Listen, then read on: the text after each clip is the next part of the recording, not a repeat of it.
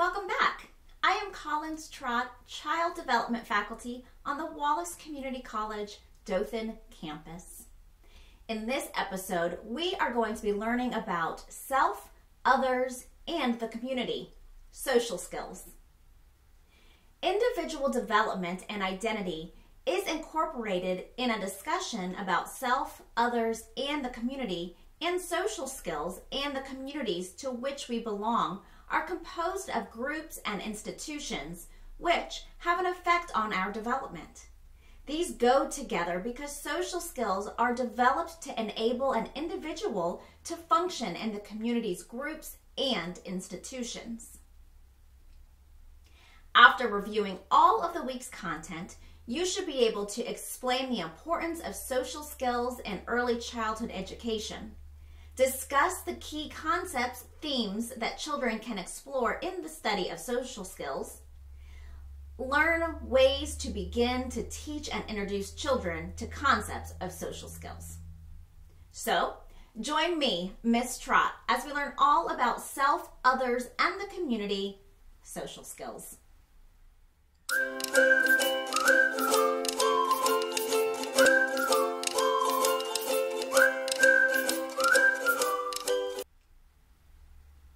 Young children enter an early childhood classroom with a wide range of social skills. But once in the classroom, they face the daunting task of learning to relate effectively with adults and children, most of whom are strangers. Not only are new and perhaps different social skills required, but children will be asked to give up some of their individuality for the good of others and the group. Nevertheless, children will learn necessary skills, attitudes, and values as they live. The Small Democracy of the Early Childhood Program is designed to support and foster the social skills and knowledge children need to participate in democracy and to work to change and improve the democracy in the future. The major theories of socialization are behavioral, Erikson's, and social cognitive. Behavioral theories are based on external control of behaviors using rewards and punishments. Behaviorist studies have shown that children also learn social and antisocial behaviors by observing models. Erikson's theory is based on life stages, and social cognitive theories focus on cognitive aspects of social maturity, in which context the learner is in control. For a child to develop in a normal pattern of behavior, the positive attributes of the stage need to be satisfied at the critical period before the next stage is developed. Social cognitive theories recognize that children are whole beings. They cannot be divided into parts for physical, intellectual, social, or emotional growth. Its supporters see social emotional growth as parallel to, or even the same as, intellectual growth. Children's development of social skills is affected by the nature of their family and early educational experiences. The main influence is the family and the child's attachment bond. Children who have a strong attachment to a nurturing figure and see themselves as separate from this nurturing figure are ready for a group situation, while children who have not fully developed strong attachments to another person may have more difficulty adjusting to the complexity of the social system of the school. The characteristics of a community's culture also affect children's developing social skills. Teachers who take the time to observe and know the culture and community in which children live are better able to build on its strengths or work to mediate its potential negative effects on children's social development. This is particularly true of children who have been raised and socialized in a collectivist culture and who have then had to adapt to the mainstream individualist culture. Once children are in a school setting, other factors affect their social development. In addition to a child's parents and family, the teacher becomes an agent of socialization. Now the teacher, and perhaps the principal, sets rules, limits, and standards for behavior. Other children also become models, setting new or different standards for social behaviors. The school helps the child become an individual while learning to function as part of a group. Stop for a moment and think about these questions. Who are you? What do you like about yourself? How do you relate to others? In doing this, you are examining your sense of self, self-concept, self-esteem, and self-identity. Educators use these terms to denote the totality of meanings, feelings, and attitudes that children maintain about themselves. Self-concept refers to cognitive activity, children's awareness of their own characteristics and likeliness and differences between themselves and others.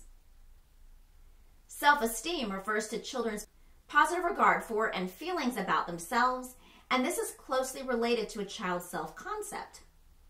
Self-identity has a social connotation and includes awareness of self and of group membership.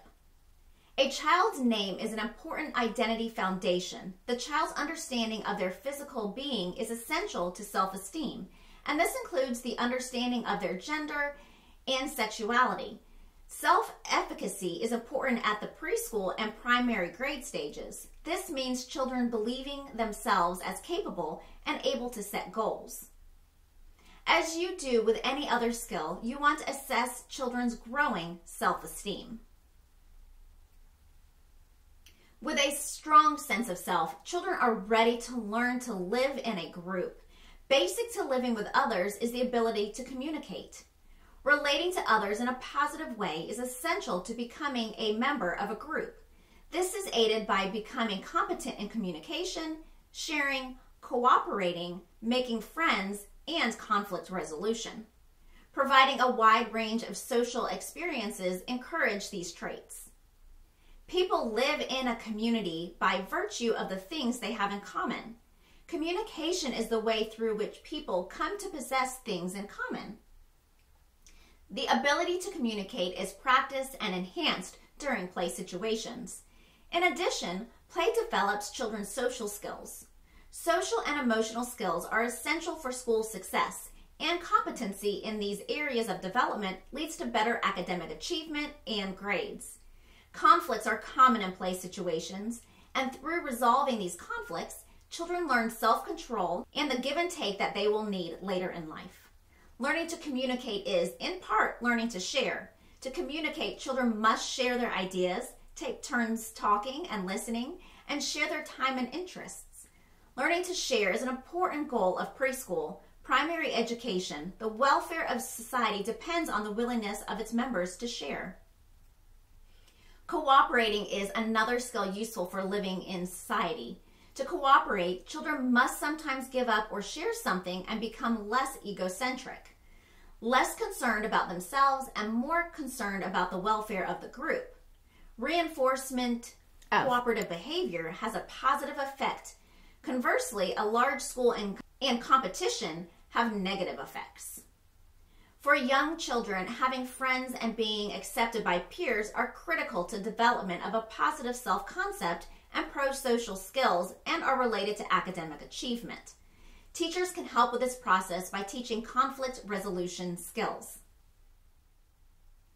Now, let's review what we've learned. The skills most important for preschool primary classrooms are the social and thinking skills.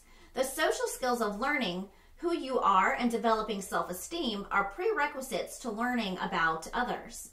All children's group activities are social by nature, yet teachers need to plan specific activities and experiences to foster cooperation and encourage social interaction. Teaching children pro-social behaviors involves helping them to learn, relate to each other, as well as learn the communicative skills of listening, speaking, reading, and writing, and the social skills of learning to share and cooperate. Because making and having friends are so integral to children's success in school and life, teachers also plan ways for children to accomplish this goal. Conflicts, however, will occur. Learning how to prevent conflicts and then handling them when they arise is a part of a teacher's job. That wraps us up for this episode. You can learn more about this topic by reviewing the resources posted in your course. As always, if you have any questions, please contact me or your instructor. Thanks for joining me, Miss Trott, as we learned all about self, others, and the community. Social skills. See you next time.